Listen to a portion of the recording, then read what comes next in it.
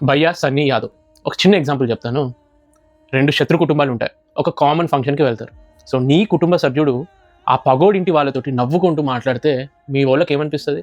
నా కుటుంబ సభ్యుడయ్యుండి మన శత్రువుతోటి అంత ఆప్యాయంగా ఎలా ఉంటున్నాడని మండుద్దా?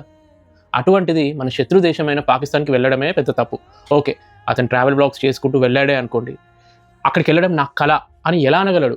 అంటే ఒక శత్రు దేశానికి వెళ్ళడం అతని కల అంటే అతన్ని చూసి ఎంతమంది ఇన్‌స్పైర్ అవుతారు? ఒక ఇన్‌ఫ్లుయెన్సర్ అంటే వేరే వాళ్ళకి మార్గదర్శకత్వం అందించాలి. పాకిస్తాన్‌లో ఆల్మోస్ట్ 2 నెలలు ఉన్నాడు.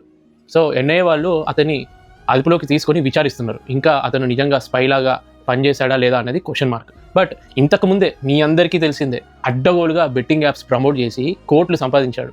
సో, తెలంగాణ పోలీసులు అతన్ని అరెస్ట్ కూడా చేసిండు. బెయిల్ కూడా తీసుకున్నాడు. ఇంత జరిగిన తర్వాత అసలు మన ప్రజల్లో ఎంత చెండాలుడైనా, ఎంత నీచుడైనా కానీ ఫాలోవర్స్ మాత్రం పెరుగుతూనే ఉన్నారు కానీ ఎక్కడ తగ్గట్లేదు. ఎందుకు? అంటే ఇప్పుడు ఆయన సబ్స్క్రైబర్స్ చూడండి. అంటే మనలో మానవత్వం చచ్చిపోయిందా? అంటే వాడు ఎలాంటోడైనా గానీ బెట్టింగ్ ప్రమోట్ చేసి కోట్లు సంపాదించిన వేరే వాళ్ళ జీవితాలు నాశనమైనా కానీ నేను మాత్రం ఇట్లాంటోళ్ళనే ఫాలో అవుతా అని చెప్పి ఫాలో అవుతున్న వాళ్ళు నిజంగా మీలాంటోళ్ళకి మీ అంత దేశద్రోహులు ఇంకొవ్వరు లేరు.